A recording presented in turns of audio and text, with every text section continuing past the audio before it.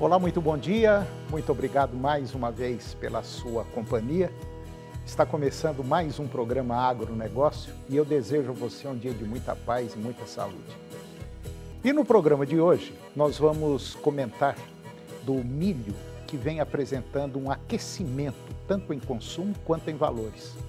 Vamos falar do mercado do leite, que no passar de 2024 foi considerado assim um ano até positivo para o setor. Vamos falar também do resultado da eleição americana e a sua influência aqui no Brasil. E você vai ver como está o plantio e as condições climáticas no Brasil. Vou conversar com a doutora Mara Rúbia Ferreira de Freitas, ela é farmacêutica, homeopata, e nós vamos falar de um tema interessante. Nós vamos comentar dos pilares da saúde, que é uma alimentação saudável e equilibrada. O programa Agronegócio já está no ar.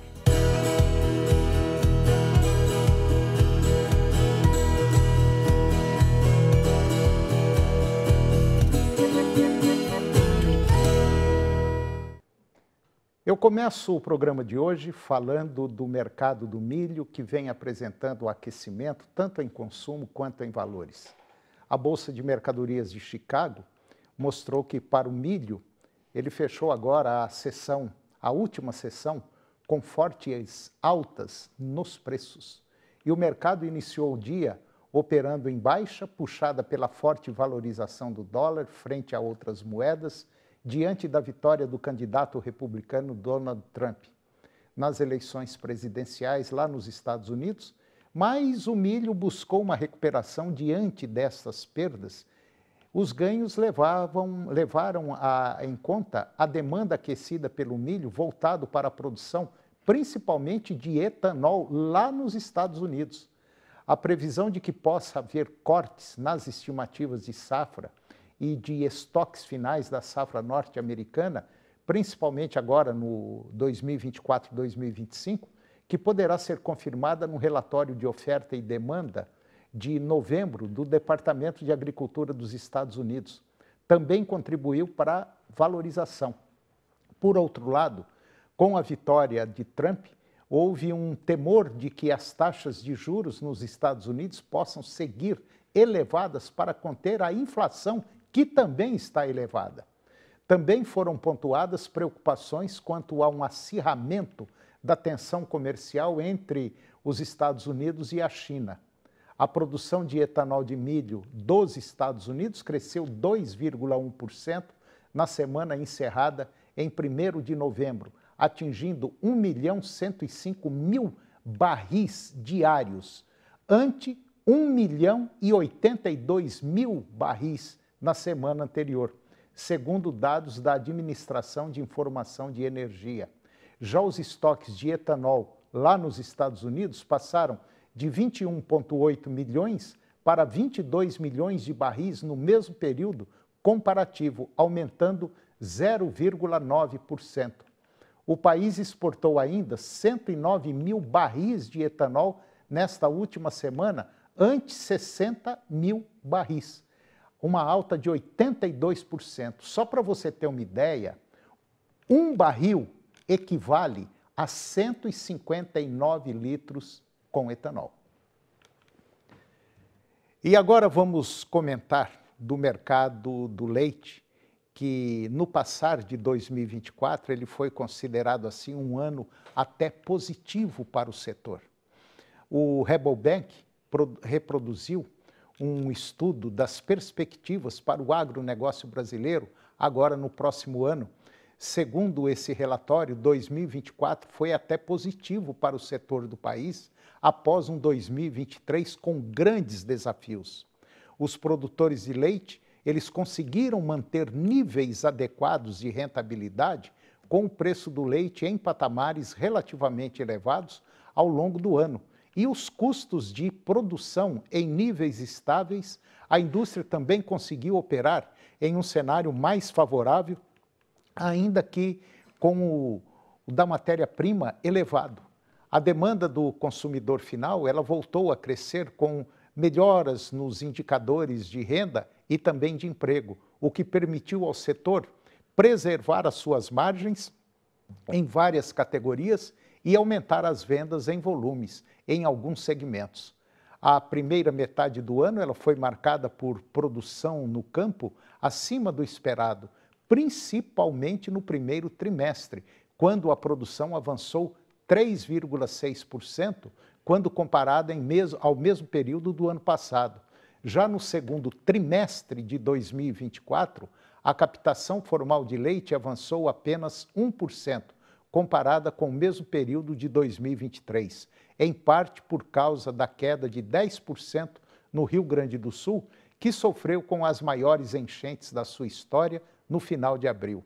As importações recuaram 4,6% em volume no primeiro semestre, porém se mantiveram em patamar histórico elevado, 131 mil toneladas de janeiro a junho. Apesar do aumento da disponibilidade de leite no campo e das importações em patamares elevados, os preços ao consumidor avançaram consideravelmente, de R$ 2,13 o litro em janeiro para R$ 2,75 em junho. E agora vamos comentar do resultado da eleição norte-americana e a sua influência aqui no Brasil. Donald Trump desbancou Kamala Harris e retornou ao comando da principal economia do mundo. O candidato republicano ele conquistou o estado de Wisconsin, somando 277 delegados e superou o total de 270 votos que seriam necessários para ser eleito. Segundo a agência de notícias de Associated Press, desde o começo de 2024, o agronegócio dos Estados Unidos e também do Brasil, eles tentavam entender os efeitos que uma possível retomada de Trump representaria. E agora, num relatório de Leandro Consentino é doutor em Ciências Políticas pela USP e professor do INSPER. Em primeiro lugar, do candidato republicano representa um distanciamento do governo brasileiro. E pensando do ponto de vista político, com a eleição, o governo atual brasileiro passa a ter uma maior dificuldade em uma conversa política mais estreita entre os dois países, o que pode afetar o agro em alguma medida. Já pelo lado econômico, a vitória de Trump traz um caráter dúbio, já que uma vitória de um presidente com claras tendências protecionistas. Vender para os Estados Unidos deve ficar mais difícil dada as tarefas norte-americanas e, por outro lado, como essa proteção vai ser aplicada ao mundo todo, ela também pode ser aplicada, por exemplo, à China, abrindo maior espaço para que as commodities brasileiras entrem no gigante asiático, novamente com força e em outros países também. Sendo assim, ainda que fique mais caro para que o Brasil leve os seus produtos aos Estados Unidos, esse cenário abre uma gama muito grande de possibilidade para o país exportar para outros importantes mercados. A China vai trabalhar com os Estados Unidos com base no respeito mútuo, uma vez que Donald Trump conquistou a vitória na eleição presidencial, mas estrategistas disseram que Pequim está se preparando para uma amarga rivalidade entre as superpotências e em questão do comércio, tecnologia e segurança. Trata-se de um jogo muito pesado, porém é preciso lembrar que os americanos, chineses, europeus e tantos outros blocos econômicos precisam muito dos produtos brasileiros, principalmente os produtos do agro. E agora vamos comentar do mercado do milho aqui no Brasil, que promete para o próximo ano preços melhores para os produtores devido à demanda. Segundo a análise de mercado da Central Internacional de Análises Econômicas e de Estudos de Mercado Agropecuário, CEMA, o preço do milho no Brasil registrou forte valorização no mês de outubro. Na média gaúcha, o cereal fechou a última semana de outubro cotado a R$ 65,50 por saca, representando aí um aumento de 22,5% em relação ao mesmo período de 2023, quando estava em R$ 53,47. Em outras regiões brasileiras, o valor do milho oscilou entre R$ 49 e R$ 72 por saca, valores significativamente superiores aos preços de R$ 36 a R$ 55 registrados no ano anterior, indicando aumentos regionais de até 36%. Na Bolsa, na B3, os contratos futuros próximos do milho em 30 de outubro variaram entre R$ 73,15 e R$ 76,77 por saca, contrastando com os preços entre R$ 59,44 e R$ 66,59 de outubro do ano passado.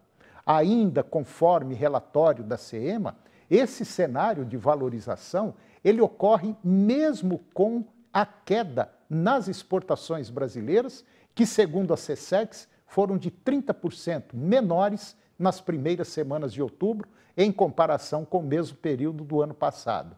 A média diária exportada caiu para 281 mil toneladas, frente à média diária de outubro de 2023. E a expectativa da ANEC é que o país feche o mês com 5.920.000 toneladas exportadas.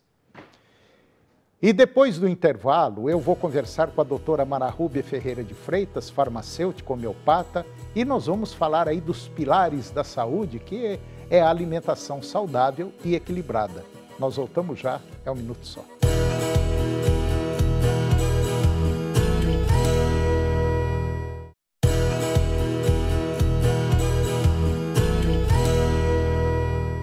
Nós estamos de volta e agora nós vamos comentar do mercado do boi, da produção de carne. O mercado físico do boi gordo mostrou oscilações nas cotações do animal, terminado enquanto alguns estados registraram até um bom avanço nos preços, teve outros aí que teve um pequeno recuo. As programações de abate, elas continuam na saga dos 5 dias úteis na média nacional. Olhando do outro lado do mundo, os chineses têm demonstrado um incômodo com os novos valores propostos para o dianteiro bovino, o que tornou os negócios menos fluidos na última semana. Segundo os importadores chineses, os preços ofertados estão elevados e o mercado interno não acompanha a alta que vem ocorrendo nas últimas semanas. Ainda assim, o dianteiro bovino brasileiro, com destino à China, apresentou acréscimo de 3,8% no comparativo semanal, estabelecendo aí em torno de 5.400 dólares por tonelada. É importante a gente mencionar que as exportações elas seguem, vamos dizer assim, muito boas, robustas, com o Brasil já estabelecendo um recorde histórico na atual temporada, com volumes impressionantes embarcados.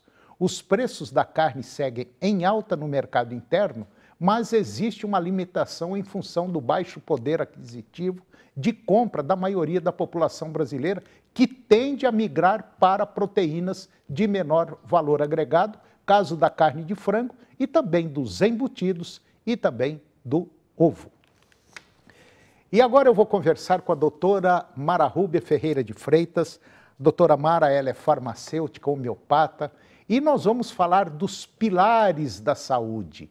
Os pilares da saúde muito importantes para manter o nosso corpo, vamos dizer assim, sempre num bom estado. Doutora Mara Rúbia, muito bom dia, muito obrigado pela sua presença. É um prazer tê-la aqui, tá tudo bem? Muito obrigado, é um prazer ter vocês aqui também, mais uma vez. Né? Mais uma vez, mais um programa. Doutora Mara, nós temos aí alguns pilares para ter, vamos dizer, uma vida saudável, que seria alimentação, sono, né? E tem mais outras coisas, né? Além da alimentação e do sono. Hoje a turma está dormindo muito tarde, levantando cedo, né? Eu acho que para ter saúde, muitas vezes assim, muitas vezes não significa que você não tem sintoma, que você tem saúde. Né? Então a gente tem que trabalhar para realmente você ser uma pessoa com saúde, né? Mais saudável. Porque, por exemplo, uma alimentação equilibrada, balanceada, que hoje muitas pessoas não estão prestando muita atenção no que está comendo, né? E como dizia Hipócrates, né? A gente sabe que o seu alimento é o seu remédio, né? Então, a gente precisa cuidar de ter uma alimentação melhor, rica em frutas, em verduras, rica em componentes que realmente vão dar, vai ter um efeito realmente de medicamento no seu corpo, né? Diminuir os embutidos, enlatados, diminuir essas coisas que são inflamatórios para o corpo, como o excesso de, por exemplo, de pão branco, de farinha de trigo. Tudo isso é um alimento muito inflamatório. E hoje já tem muitos estudos e pesquisa provando isso, né? A questão do glúten, a questão também de você diminuir esses enlatados, por quê? O industrializado, por causa dos aditivos químicos, conservantes e tudo, que isso no seu corpo não reconhece aquilo. Né? Então, muitas vezes você reage de uma forma que você não vai reconhecer aquele componente, com isso você desenvolve algum distúrbio no seu corpo, devido a esse alimento que não é saudável para você. Né? Mas isso refrigerantes, açúcar. O açúcar é considerado realmente muito veneno, né? prejudicial, porque muito inflamatório, muito viciante, né? Então, as pessoas, hoje é muita gente viciada no açúcar, em refrigerante. E isso é muito maléfico para o corpo. Agora, como nós falamos, existe pelo menos uns pilares que são importantes. Se não me falha a memória, são 5. O sono, por exemplo, em segundo lugar que a gente... Primeiro é a alimentação, Primeiro é a alimentação, E o sem segundo dúvida. é o sono. O sono. Quem não dorme bem, não tem como ter saúde. É verdade. Né? Muitas pessoas, assim, investem, né? Dorme durante o dia e à noite fica acordado. E seu organismo tem um ciclo circadiano, então você não pode inverter a situação. Né? O ser humano não nasceu para ficar acordado à noite. Mas claro que tem pessoas que às vezes trabalham à noite, aí ele tem que compensar durante o dia, mas que não é saudável, não é.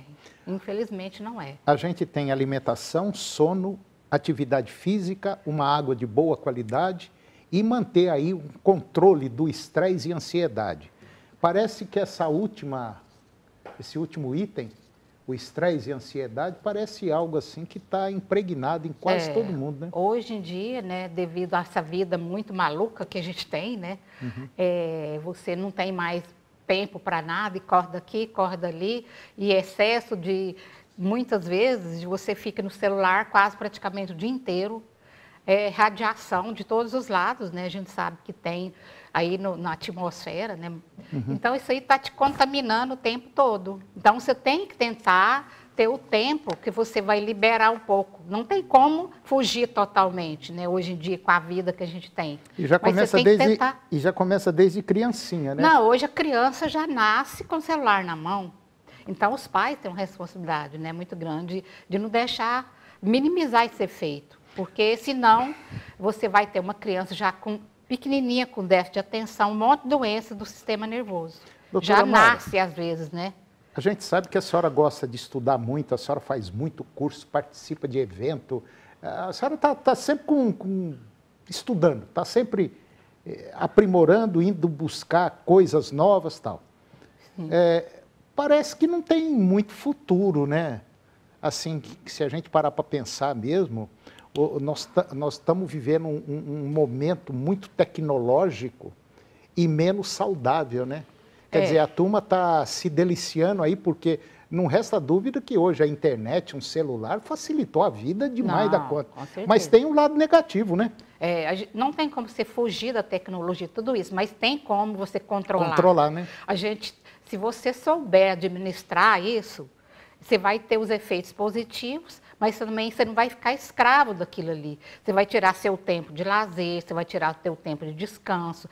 A hora que você for dormir, você esquece celular, esquece televisão, coloca lá longe de você. Então, tem como você fazer. Mas não é o que acontece. Não é o que acontece, principalmente entre os mais jovens, né? Outro dia eu estava vendo num shopping aí, uma pessoa comer um sanduíche, era o sanduíche na mão esquerda e o celular na direita, trabalhando. Eu falei assim, daqui a pouco ele vai esquecer e vai morder o celular. Exatamente. Entendeu? Hoje está desse jeito. O cara estava, a moça, né? Ela estava assim, parece que totalmente fora do... Desligada, né? Totalmente fora do contexto.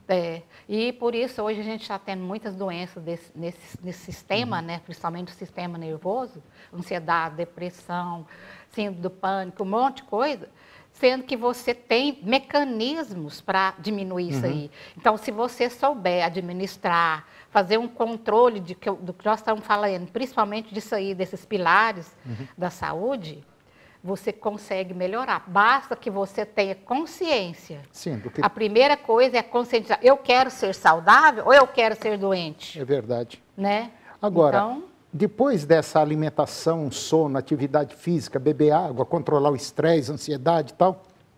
sim, deixa eu só falar uma coisa. A água, por exemplo. As pessoas, às vezes, não esquecem de tomar água. E a água entra no seu metabolismo, facilitando e melhorando muitas reações bioquímicas do corpo.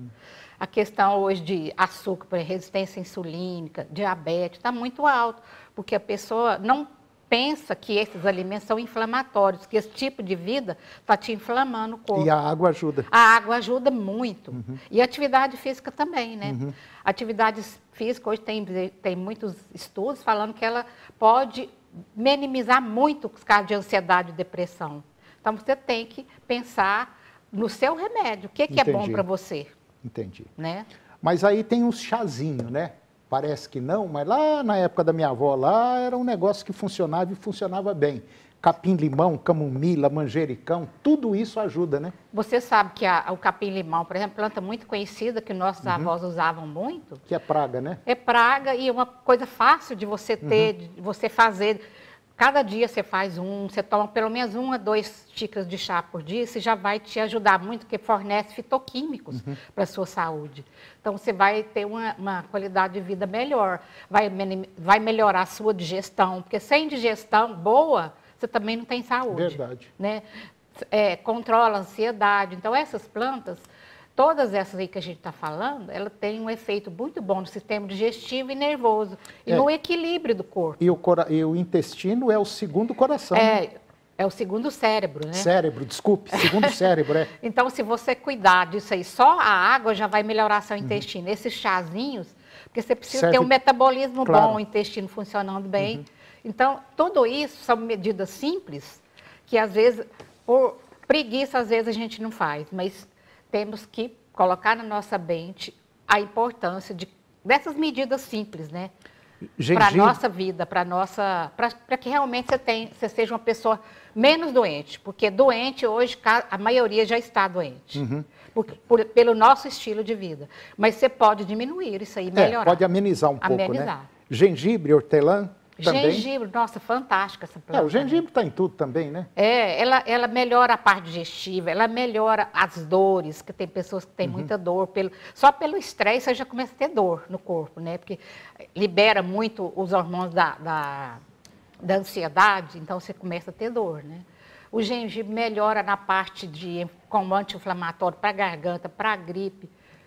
Então, todo o sistema do corpo é beneficiado com o gengibre. E o hortelã também. Hortelã também. Hortelã é uma planta vermífuga, uma planta muito boa para o sistema digestivo, também para a parte de verminose, porque hoje está todo mundo um pouco contaminado, né? Com vermes, e a gente pensa que não tem verme, mas tem. Mas tem sim. Né? Então, a gente precisa de medidas simples que podem te ajudar. Tá e certo. basta você, pensar um pouquinho, né? E ver o que você quer para sua vida. Quem gosta da gente... É a gente mesmo. É verdade. Né? Doutora Mara, mais uma vez, muito obrigado pelas orientações que a senhora deu, são sempre excelentes. Você pode não sarar, mas que dá uma melhora muito boa, Nossa. isso pode ter certeza que dá. E a gente sem saúde, você não vai a lugar nenhum. Não adianta nem ter muito dinheiro. Exatamente.